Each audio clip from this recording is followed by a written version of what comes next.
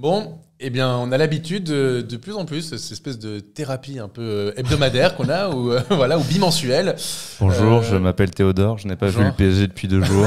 Bonjour Théodore. Ah bah, si tu l'as pas vu depuis 2 jours, c'est que ça va. Hein. Bonjour Mehdi. Le problème, c'est de le voir. Eh ben, vous pouvez effectivement entendre notre voix, c'est qu'effectivement le Paris Saint-Germain a encore perdu en Ligue des Champions. 1 point sur les 4 derniers matchs de Ligue des Champions pour le Paris Saint-Germain, ça fait peu, ça fait trop peu. Et la preuve, c'est que le Paris Saint-Germain est aujourd'hui 25e de la Ligue des Champions avec seulement 4 points pris, avec 2 points de retard sur un certain Real Madrid, qui est 24e aussi, comme quoi c'est pas glorieux. Visiblement le deal Kylian Mbappé Paris Saint-Germain, c'est un deal vraiment parfait vraiment pour tout le monde. J'ai l'impression que tout le monde... Je pense que se retrouver si proche de nous, ça l'a perturbé. Derrière, tu as d'autres équipes qu'on connaît bien, qu'on va bien connaître. Tu connais du PSG puisque Stuttgart a 4 points et Salzbourg a 3 points, 2 des 3 prochaines équipes que va rencontrer le PSG. Avant de se projeter, parlons-nous déjà de cette situation. Le Paris Saint-Germain est donc 25e de cette campagne de Ligue des Champions et donc éliminé, en tout cas provisoirement. Virtuellement. Est-ce que pour vous, ce classement est logique ? C'est la question qu'on s'est dit pour le talk parce que on va pas se mentir, on l'a préparé quand même en amont. On s'est dit est-ce qu'on fait directement un débrief de match ou on essaie de prendre de la hauteur. On s'est dit bon le match de toute façon on l'a vu, ça sert à rien de revenir 150 ans là-dessus. Factuellement le PSG est 25e, n'a pris que 4 points. Est-ce que pour vous c'est mérité ou il y a quand même une part de malchance et Paris n'est pas vraiment à sa place? Je pense qu'il y a 2 constats à avoir. Le premier, c'est sur ce que tu as fait. L'autre, c'est sur ce que tu pouvais faire. Sur ce que tu as fait, tu mérites pas plus. Tu es toujours rattrapé par les mêmes limites qui t'empêchent d'aller chercher de ces victoires. Ces limites, c'est les mêmes que l'année dernière. Tu ne les as pas corrigées, voire elles se sont amplifiées, à savoir avoir un gardien qui te coûte des points, qui n'est pas fiable, avoir un axe gauche derrière qui n'est pas suffisant pour remplacer Lucas Hernandez, avoir des cadres sur lesquels tu te reposes qui ne prennent pas le jeu à leur compte, voire qui te pénalisent, comme Dembélé, je pense qu'on en reparlera plus tard, et devant cette inefficacité chronique. C'était déjà le cas l'année dernière avec Kylian Mbappé qui marque 50 buts dans la saison. Tu savais avec quoi t'allais commencer. Donc malheureusement, il y a un effet suite logique. Maintenant, derrière, je pense que tu avais quand même les capacités pour gagner contre l'Atlético à domicile, contre le PSV, et ne pas te retrouver dans ce pétrin, parce que finalement, le Bayern, Arsenal, c'est pas des matchs sur lesquels on comptait absolument pour aller gagner des points. Ça faisait partie des bonus, entre guillemets. Voilà. Clairement. Mehdi. Moi, je rejoins totalement Théodore. Sur ce qui se passe sur le terrain, tu mérites d'être 25e ou même 28e, ça n'aurait pas posé problème, ça n'aurait pas fait tâche. Les résultats de la veille ont été hyper favorables pour le PSG parce qu'il y avait une possibilité que Paris soit 30e. Hein. Ta réflexion m'attriste. Ta réflexion m'attriste parce qu'on en est... Déjà, t'es 25e et en plus, tu te penches sur les résultats sur les résultats de Bologne, sur les résultats de Stuttgart, de Sturm Graz, c'est cataclysmique. Mais la réalité, c'est que comme Théodore l'a dit, effectivement, c'est logique aujourd'hui de se retrouver là quand tu vois ce qui se passe sur le terrain. Après, tu parlais de match bonus contre le Bayern. Moi, je suis désolé, le Bayern, c'est pas le rouleau compresseur qu'on a pu connaître ces 10 dernières années. L'Atlético, c'est pas l'Atlético 2013-2014. Et Arsenal, c'était sans Martin Odegaard. Et c'est pas Arsenal l'Arsenal d'il y a 3 semaines ou un mois, c'était pas Arsenal d'aujourd'hui qui va en coller 4 au Sporting Lisbonne. Donc, je pense que normalement, sur le papier, avec les moyens que tu as mis, il y avait moyen de mieux faire.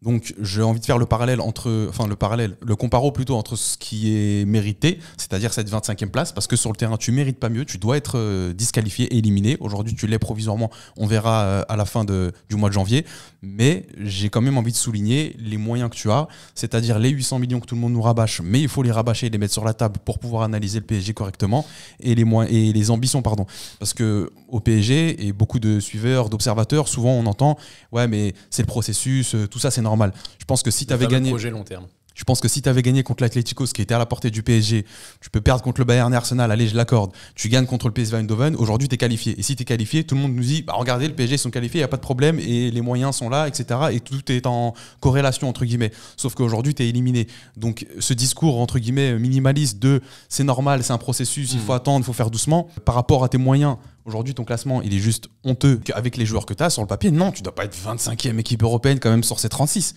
Non. Mais sur ce qui se passe sur le terrain, oui, c'est mérité. Alors, moi j'ai quand même... J'avais fait quelques stats. Depuis l'arrivée de Luis Enrique, selon moi, après selon Jonathan Metsadoun, donc c'est pas grand-chose, mais quand même, le PSG a affronté 7 équipes que j'estime, en tout cas, dans le top 24 européen. C'est-à-dire, parmi ces équipes, dans l'ordre, pour moi du meilleur au moins bon, le Bayern Munich, le Barça, Arsenal, Dortmund, l'Atlético Madrid, l'AC Milan et Newcastle. On est d'accord là-dessus. On peut dire que ces équipes font partie du top 24, top 25 européen à peu près. Je ne mets pas le PSV dedans, ni Girona, ni la Real Sociedad. Le bilan du PSG contre ces équipes, c'est 3 victoires, 2 matchs nuls, mais surtout 8 défaites.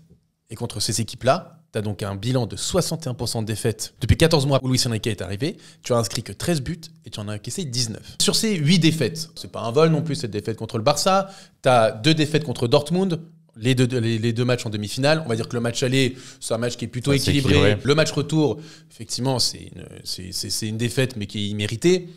Et les autres matchs que j'ai en tête, hormis l'Atlético Madrid, c'est des défaites largement méritées. Le Bayern s'est mérité, Arsenal s'est mérité, Newcastle s'est mérité, et l'AC Milan c'était largement mérité. Donc en fait, dans le fond, est-ce que Paris est à son niveau ? Je ne sais pas s'il est vraiment 25e derrière des équipes comme Bruges, comme le Celtic, comme le Feyenoord ou ce genre d'équipe. Mais honnêtement, quand je vois que contre ces 7 équipes, tu as un bilan qui est largement négatif pour le Paris Saint-Germain, honnêtement, pour moi, le PSG ne fait plus partie, oui, du top 10, top 15 européen.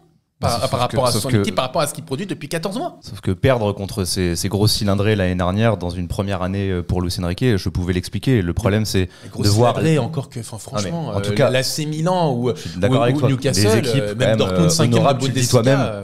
Tu le dis toi-même, des équipes que tu places dans le top 20 à 25. Voilà. Oui. C'est des choses qui peuvent se comprendre. Tu battais la Real Sociedad, tu battais Milan à domicile. Aujourd'hui, je suis vraiment pas certain qu'on fasse les mêmes perfs. La preuve, tu galères contre Gérone et contre le PSV. Dans les stats encore plus avancées pour cette saison, le PSG a tiré 95 fois depuis le début de cette campagne de Ligue des Champions pour seulement 3 buts inscrits, soit un tir à peu près, un but tous les 31 tirs, pardon, et sans le CSC contre Girona, qui n'était pas un tir, mais plutôt un centre, donc on ne peut pas vraiment le compter là-dedans. Paris était un but tous les 48 tirs. C'est la 35e attaque de la Ligue des Champions. Seul Bologne fait pire avec un but tous les 60 tirs. Paris est à 6 buts encaissés pour 39 tirs au global. C'est un ratio de 182% d'expected goals du côté des adversaires, puisqu'ils ont eu 3,29 expected goals pour 6 buts, et un ratio de 1 but tous les 6,5 tirs. Est-ce que ça aussi, ça n'explique pas non plus le fait que tu sois pas décisif dans la surface, dans ta propre surface, en encaissant trop de buts. Et des buts, on l'a vu encore avec Safonov qui donne le but contre le Bayern. On a vu les 2 buts contre Arsenal où c'est Donnarumma qui le donne. Est-ce que ça aussi, c'est pas un moyen d'expliquer tout simplement le fait que t'as pas un bon attaquant ou t'as pas d'attaquant tout court comme contre le Bayern et t'as pas de bon gardien, quoi. T'as pas un gardien de top niveau européen. C'est toujours ces mêmes limites. D'un moment, t'es rattrapé par une certaine logique, par la logique du foot. Hein, c'est pas bien compliqué. Là, en fait, quelle équipe du top 24 qui va passer les playoffs peut se targuer d'avoir aucun attaquant qui marque sur ses 7 derniers matchs en Ligue des Champions? C'est pas possible, c'est inimaginable. Il y a une forme de logique et presque, c'est horrible à dire, hein, mais tu mérites presque ce qui t'arrive et de galérer comme ça. C'est-à-dire mérite par rapport à ton mercato, par rapport à la tactique, par rapport Parce qu'encore une fois, ce qui devait être corrigé, on l'avait anticipé. Je pense qu'on peut se remettre le talk de l'élimination contre Dortmund. Alors, je vais te dire, les mêmes arguments seront autour de la table. Pour être honnête, j'ai regardé hier j'ai revu le talk du bilan du mercato. Pour voir si on était cohérent dans ce qu'on disait par rapport à là justement les critiques qu'on peut faire. C'est cohérent. On est parfaitement cohérent. Voilà. Et c'est même pas avec une envie d'avoir raison. Non, pas du tout. C'est juste, je pense qu'on le disait déjà au moment du bilan. Franchement, on aurait aimé se tromper. Et encore, quand on faisait ce bilan, on anticipait aussi qu'il allait y avoir plus de matchs, potentiellement plus de blessures. Il faut avoir conscience que le groupe que tu as au moment du tirage, c'est le même sur quasiment toute la phase de saison régulière. Voilà. Tu savais que Gonzalo Ramos allait mettre du temps à revenir. Tu savais que Hernandez n'allait pas être là. Tu savais que tu n'avais pas remplacé certains joueurs. C'est pour ça que je dis que malheureusement tu mérites. C'est logique. C'est essai de ma part.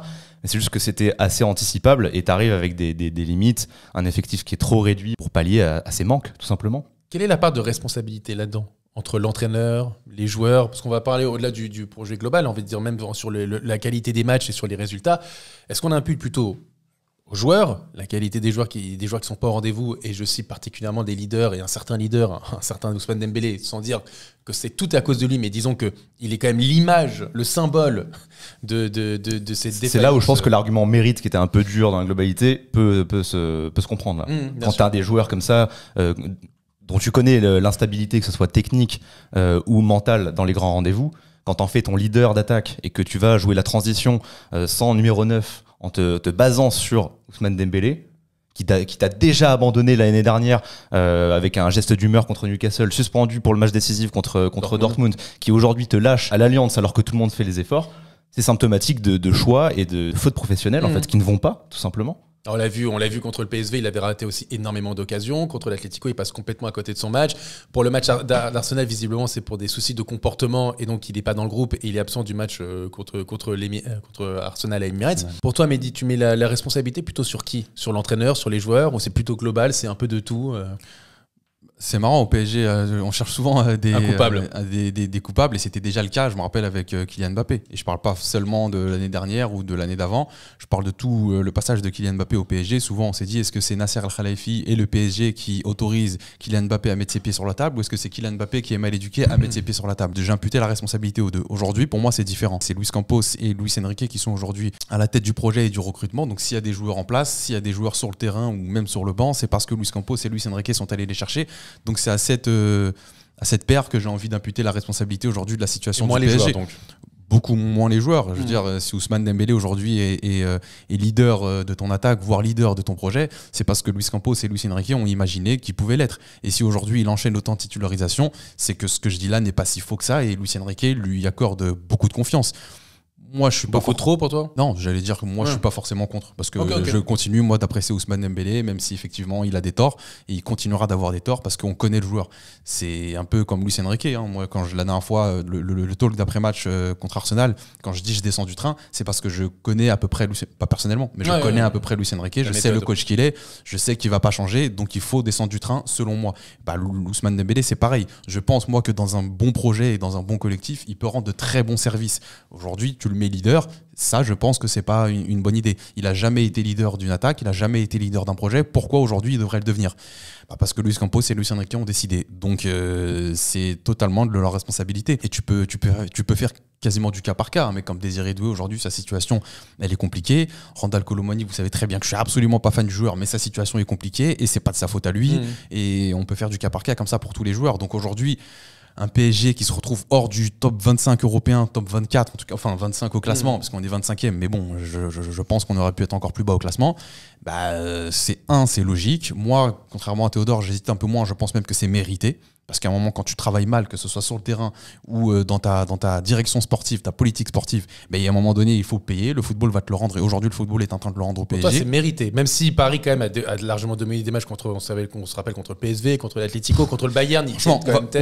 Malheureusement, on peut pas faire un talk de 8 heures. Mais je pourrais te débriefer match après match. Je te dis, On est la Belgique ou c'est domination stérile. Et c'est là où j'ai un problème. Parce que j'entends beaucoup de gens me dire que, il faut être patient. Et 2, en plus, le PSG a progressé. Moi, je vois pas de progression. C'est pour ça que je suis inquiet. Et ce qui m'inquiète, c'est ces gens-là qui me disent que le PSG progresse, donc vous inquiétez pas, ça va venir, il manque rien, etc. Moi, je trouve qu'il manque quand même encore beaucoup de choses. Non, je pense que les gens s'accordent quand même à ce qui est des manques. Je pense que ça, on est tous sur la même longueur d'onde. Mais il y a quand même des gens qui voient de la progression. Parce que je pense qu'il y a une progression dans le jeu du PSG. Sur l'état d'esprit, sur l'abnégation, sur le pressing, il y a quand même une progression là-dessus. Et t'as l'impression, justement, c'est encore plus frustrant qu'il y a quand même une bonne base. Que tu as des joueurs qui vont bien progresser et qui vont s'épanouir peut-être sur le long terme avec le PSG. Sauf que sans des cadres, etc., pour l'instant, tu ne peux pas avoir les résultats. Moi, je suis pas d'accord. Moi, je vois pas de progression. Non, mais tu vois, par exemple, je suis pas enthousiaste. La charnière centrale, tu vois pas une progression, par exemple? La charnière centrale, tu vois une. Non, pas de chaud plutôt, parce que Marquinhos, il était encore contre le Bayern. Moi, je trouve pas. Ça va. Je l'ai pas trouvé en difficulté contre le Bayern. Alors, je vous conseille de revoir la première mi-temps. C'est vraiment. J'adore deux mi-temps. Ah ouais, vraiment, t'as pas trouvé que c'était une caravane? Je trouve que les deux sont complémentaires et Marquinhos, ça fait un moment que je n'ai pas eu autant confiance en lui que cette saison. Je vois pas de progression, donc oui, c'est mérité. Et au-delà de ça, j'ai un peu de mal aussi avec tout comment dire. Je trouve qu'on est un peu trop gentil finalement. Je vois encore des gens nous dire faut attendre, on verra. On est 25e, t'es aujourd'hui éliminé, t'es pas sûr de battre Manchester City et Stuttgart au mois de janvier. Je comprends pas encore cette patience qui règne autour du PSG. Parce qu'on se dit que c'est le mois de novembre et que l'objectif c'est de se qualifier. Et après derrière, t'as peut-être un mercato hivernal où tu peux améliorer certaines lignes. On parle de recruter peut-être en défense et au poste d'ailier. Ça aussi, on a quand même assez d'expérience pour comprendre qu'aujourd'hui le PSG ne va pas recruter du lourd. Et parce que la fenêtre n'est pas non plus propice à ça. Et en plus, c'est le mercato de janvier, je le dis toujours, c'est un mercato d'ajustement, c'est pas le mercato où tu vas refaire ton effectif, premièrement. Et deuxièmement, on l'a compris dans la politique aujourd'hui du PSG, On n'est pas là pour recruter du lourd. Si ça se fait, tant mieux, et ils me donneront tort, il n'y a pas de problème, je serai le premier content. Mais j'ai pas l'impression aujourd'hui que le PSG se positionne sur des gros noms. Et je pense que si tu veux jouer un 16e de finale de Ligue des Champions, il te faut un gros nom. Pourquoi il te faut un gros nom? Parce qu'il te faut un mec prêt tout de suite. Ça sert à rien de me dire, vous inquiétez pas, on va se qualifier 23e, 24e. Bon, déjà, ce serait un échec pour moi. Ça serait vraiment compliqué d'accepter une qualification à une telle place, 24e européen. Mais c'est pas grave, on y va avec 800 millions de budget. Et puis ensuite, tu vas jouer un 16e de finale. Après, regarde le Real qui galère aussi. Mais s'il vous plaît, arrêtez de comparer. Non, mais c'est vrai. Mais non. Le Real est 24e, City est 17e, la Juve est 19e. Donc tu penses que le Real peut être en difficulté comme le PSG, vraiment? Tu penses que le Real peut arriver en 16e de finale et être en difficulté comme le PSG? Non. Bon, mais Liverpool, ils peuvent se qualifier Ça 25 dépend, au ça premier. dépend contre qui ils tombent, ça dépend etc. contre Ils qui sont, aussi, ils sont- mais ils sont bon. pas convaincants en Ligue Contre des qui ils vont Champions quand même. tomber? On Tu sait crois pas- qu'ils vont on sait tomber pas contre encore. qui? Mais t'enlèves les 8 premiers là, ils vont tomber que contre les mecs qui sont de la 9e du coup à la Peut-être qu'ils 24e tomberont place. contre Paris. Et tu penses qu'ils vont se gratter la tête et qu'ils vont avoir peur du Paris Saint-Germain, s'il te plaît?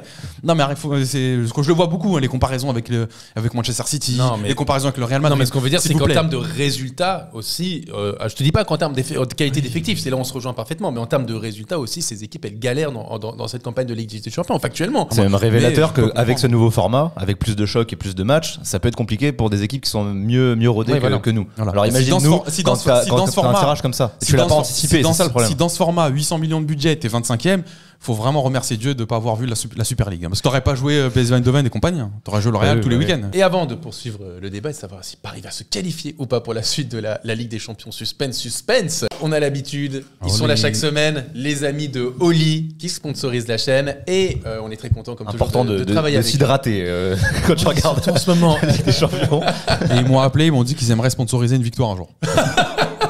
Mais justement, ça nous remonte le moral. Oli, on rappelle que c'est différents types de gammes de boissons. Il y a de l'ice tea, de l'énergie et de l'hydratation pour les sportifs comme nous, comme le Paris Saint-Germain. Thé matcha pour nous. Exactement. Toujours frais Fresque kiwi, kiwi je bouge pas, moi. pour Mehdi. Voilà. Classique. On change pas une équipe qui Lui gagne. aussi va mourir avec ses idées. On a un code, les amis. Le code, c'est TeamCS5. C'est sur votre première commande. Vous avez directement 5 € de réduction, par exemple. Le shaker avec le kit de démarrage avec 14 goûts, dont le fameux fresque kiwi pour le Eh goûter oui. et pour l'adopter. 19,99 À la au lieu place de de 24,99. 24,99. Vous avez aussi le code TeamCS. voilà, on est complémentaires. Ça vous permet d'avoir moins 10% sur toutes vos commandes une fois que vous avez déjà commandé une première fois. Et n'hésitez pas, si vous voulez passer et tester en plus avec les fêtes de fin d'année, ça nous aide, ça soutient la chaîne. Merci Oli. Et on repasse au débat, les amis. Yes. Est-ce que vous pensez tout simplement que le Paris Saint-Germain va se qualifier pour le top 24, même si c'est une infamie d'être 24e ou 23e selon Mehdi? Je pense que le PSG pourra se qualifier à l'arraché, même si pour le coup c'est pas très cohérent avec ce que je disais lors des dernières vidéos, mais je sais pas, j'ai envie d'y croire. Non, parce que J'ai tu envie vois, d'y croire, tu vois parce que- Stuttgart qui est 27e, qui est à 4 Voilà. points et qui sort encore d'un match hier voilà. effrayant. Et sa défaite contre l'Étoile Rouge de Belgrade 5-1. Oui, Stuttgart et ça- a battu la Juve. Salzbourg, normalement, t'es censé gagner. Manchester City, qui en janvier, on verra dans C'est quel dans état 2 ils, mois, hein. on verra dans quel état ils seront Mm. et dans quel état le PSG sera aussi. Il aurait Et mieux après- valu les affronter maintenant. Mais bon. Tu Exactement. m'étonnes. Et après, Stuttgart, voilà, tu peux imaginer quand même faire un résultat chez eux. Donc j'ai envie de te dire oui, tu peux te qualifier Normalement, autour, de avec 6 autour points. de la 20e place. Tu Voilà, peux te qualifier. si tu fais 2 victoires en 3 matchs, normalement, avec 6 points, normalement, t'es qualifié. Mais j'ai envie aussi de souligner que le PSG est capable de perdre n'importe quel match aujourd'hui en Ligue des Champions ou de faire match nul même contre des adversaires que tu es censé battre. Je trouve qu'il y a encore un chantier qui est très important du côté du PSG. Il te Je manque suis pour moi totalement 4-5 joueurs au moins pour vraiment t'améliorer. Un gardien de but, un milieu de terrain et, allez, je vais être un peu provoque. un peu tout. 3 attaquants. Un peu de Un tout. vrai bon neuf, parce que j'attends Ramos. Peut-être En fait, que c'est Ramos ça, sera ce c'est bon neuf. à mais- voir comment vont revenir des joueurs comme Lucas Hernandez, comme Kipembe, comme Gonzalo Ramos. Kimpembe Dans la qui joue mesure. plus au foot depuis 2 ans. Attends, Lucas Hernandez qui s'est il a fait une 2 super fois, vidéo très convaincante.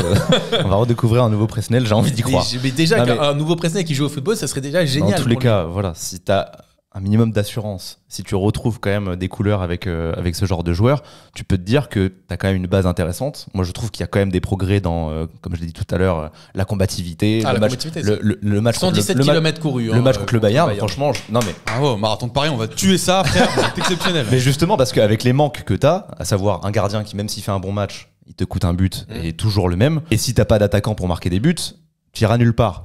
Mais par contre, si tu vas pallier justement ces quelques manques avec 1, 2 ou 3 bons joueurs, je pense que déjà tu peux atteindre quelque chose de très intéressant. Mais pour ça, il faut se qualifier. Déjà, même si tu te qualifies dans les dernières places, je sais pas si tu relances un dossier Lookman, quel intérêt il va avoir à signer maintenant, alors qu'ils sont deuxième de Serie A, il me semble, et ils sont bien placés pour se qualifier aussi, même devant le Paris Saint-Germain en Ligue des Champions. Et puis c'est pas Lookman qui va c'est te changer. quasiment Non, mais c'est un exemple. Moi, l'autre question que je me pose sur le mercato, et elle est plus profonde entre guillemets, c'est pas comment tu seras attractif, c'est déjà comment tu vas recruter, comment tu vas avoir de bonnes idées. Il faut arrêter de se voiler la face. Aujourd'hui, Luis Campos et Luis Enrique, je le répète, c'est eux qui sont à la tête du mercato et du projet. Est-ce qu'ils ont les bonnes idées ?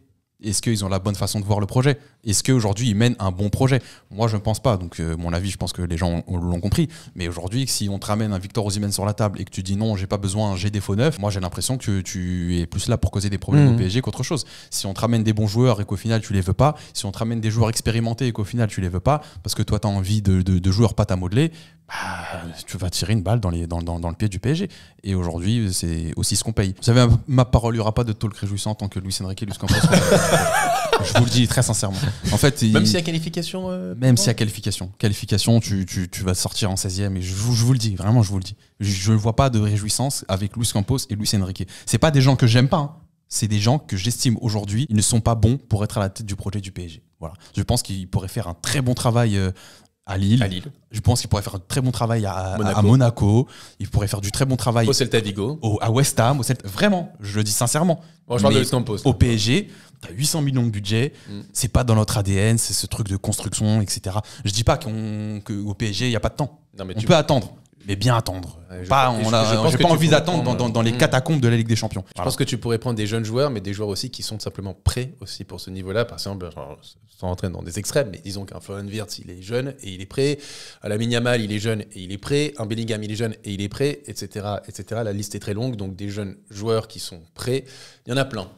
C'est là où je mets un peu une limite à ces projections. Parce que ce soit Luis Campos avec le PSG ou un autre club, c'est des joueurs que tu galères à attirer dans tous les cas. Non, fut un temps. Ce que j'allais dire, fut un temps, t'es arrivé à les attirer, ces joueurs-là. À part le Real qui pose 100 millions et qui va convaincre Bellingham. C'est comme ça qu'on fait. C'est comme ça que le PSG a connu peut-être ses plus belles heures. Tu payes, faut payer, c'est comme ça, c'est la vie. Aujourd'hui, peut-être encore plus. C'est comme ça. Si tu veux des joueurs pas chers, tu veux en avoir plein, des joueurs pas... Mais encore, je dis pas cher, on dépense 800 millions sur 3 ans. Rien de pas cher en fait, qu'est-ce que je dis, je raconte n'importe quoi.